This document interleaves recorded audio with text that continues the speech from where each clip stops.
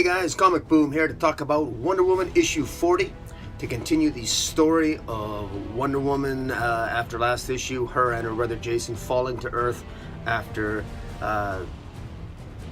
battling to a standstill Silver Swan. Last issue ended with all three of them, Silver Swan, Wonder Woman and her brother Jason, and Wonder Woman's brother Jason, all falling to Earth after Jason had his throat slit by Silver Swan. He falls to Earth. Meanwhile, Wonder Woman chops off one of Silver Swan's wings with her sword, but then there's an explosion. Apparently doing that to Silver Swan caused an explosion. And of course the explosion basically caused them all to fall to Earth. Well, this issue picks up right away. What's interesting about this issue, it picks up from last issue, obviously, and right away on the cover. The cover is very interesting and also a little bit misleading. It basically says, has Diana lost her brother? So you got to wonder, because there's one of the things we didn't know about Jason is exactly what the extent of Jason's powers were. Even though we know he's Wonder Woman's brother, and we know that he has some power over the sea, and he can control the weather a little bit, he can control nature a little bit, he can control the wind, he can control the sea. We don't know the extent of his powers in terms of, does he have any healing powers? And so it was very possible that Jason could have died last issue. We don't know, and it's teased on the cover here. Has Diana lost her brother already? And it shows it's a nice cover, very well depicted. I note though that the picture there has never happened. We've never really saw. It has a picture of Jason, Wonder Woman with her brother Jason in happy times. We never actually saw Wonder Woman ever really be happy with Jason all that much. Although Jason is the party animal, Diana doesn't really party with him. She's too busy doing her own thing, and Jason's kind of a lost little boy. He's trying to find his place in the world, and he continues to do so in this issue. First, the art in this issue is fantastic. It's absolutely beautiful, and I'll show bits of it as I'm talking. The artists in this issue again continue to impress. Emanuela Lapicino and Carmen Canero on the pencils. They're the artists. Roy McCarthy and Canero on the inks. Romula Fujito Jr. and Hi-Fi doing the coloring. Fantastic, really. And Alex Sinclair on the cover. Seda Temafonte on the letters again. Jesus Marino and Alex Sinclair on the cover. And Jenny Frisson also did a variant cover. And shout outs to the assistant editors and editors, Andrew Marino, Chris Conroy, and Jamie S. Rich, group editor. Did a good job on this issue, I think, overall. The art is fantastic, and you know this is probably one of the most underrated comic books for art. This is very, very impressive. This art, it continues to impress. I would buy this comic book just for the art alone. I'm that impressed with it. Now I'm going to get into spoiler territory, so spoiler alert for those of you guys who get upset with. I know I upset some of past viewers. I can't remember the name. Forgive me. One of the subscribers made a comment that I spoiled an issue for him. So I just want to give you a heads up. I'm going to spoil this issue now. So if you don't want spoilers for Wonder Woman 40, stop the YouTube video, and you know, thanks for watching so far. Anyways, basically Jason is still alive. This issue overall is somewhat underwhelming. Not a lot happens in this issue. It's sort of, it really, I get a sense you could almost skip this issue. I almost didn't do a review of this issue because not all that much happens, but it's just so, even though not much happens, it's so beautifully drawn. Nothing is so beautifully drawn that I want to buy the issue. In any event, Jason and Wonder Woman, when they fall to Earth, Wonder Woman immediately, she recovers first and she looks for Jason, and much to her relief discovers that Jason also possesses the power of healing. So even though his throat was slit, it had already began to heal. So he does have Wonder Woman's superhuman healing factor. And they immediately went to look for Silver Swan, and they couldn't find her. And much to their dismay, they soon discover that Silver Swan flies to a nearby hospital where she kills all the doctors and the nurses, and apparently Silver Swan has this superpower she can access through the nanites in her system. The nanites in her blood, apparently, she can access, and she erased all record of herself in all the computer systems, apparently all over the world. Sounds a little bit far-fetched, even for a comic book, but, well, maybe not for a comic book, but anyways, it seems a little bit odd. It was just sort of explained away.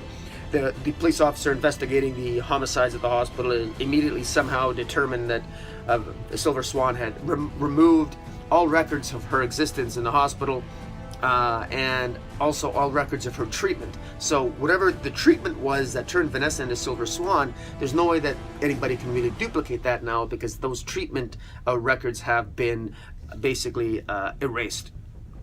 Now, and in the meantime, it shows beautifully a full-page spread scene of Steve Trevor and the Oddfellows fighting the Furies, the female Furies, to preventing them.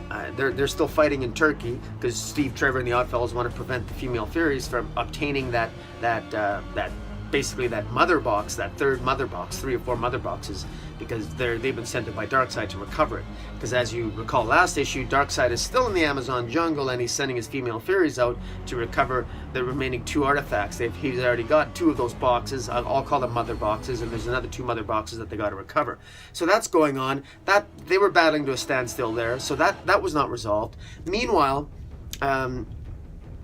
Jason is somewhat embarrassed and humiliated. He goes back to the beachfront property where Wonder Woman lives to sort of recover, and he gets, out of the blue, he gets attacked by Silver Swan.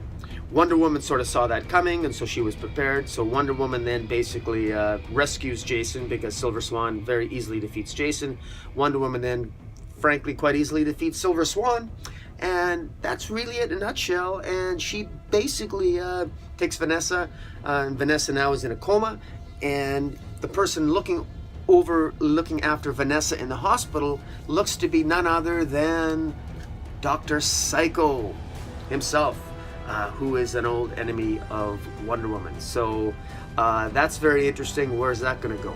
So we're still left with mysteries. This issue ended with Jason being all depressed because Wonder Woman had to rescue him. So he feels that he's nothing but an albatross on Wonder Woman. He drags Wonder Woman down, and he leaves Wonder Woman a note. He's gonna leave and try to find himself, find his place in the world. But before he can leave, Jason himself is scooped up in a bundle of purple light, and it's interesting. So when he's scooped up and he's sort of kidnapped, in this, purple energy sort of envelops him, and sort of he disappears. I'm venturing some guesses here now. What villain in the DC universe has purple light, or has that type of energy, or that the way that looks? I thought maybe, could it be Darkseid? Is he kidnapped by Darkseid? I note that when Darkseid fought Zeus in issue 37, Zeus had more of a blue hue with his energies. Darkseid, even though he was a younger Darkseid, had sort of a red energy. Maybe now a full-powered Darkseid is purple. So maybe that was Darkseid that took Jason. I'm not really sure.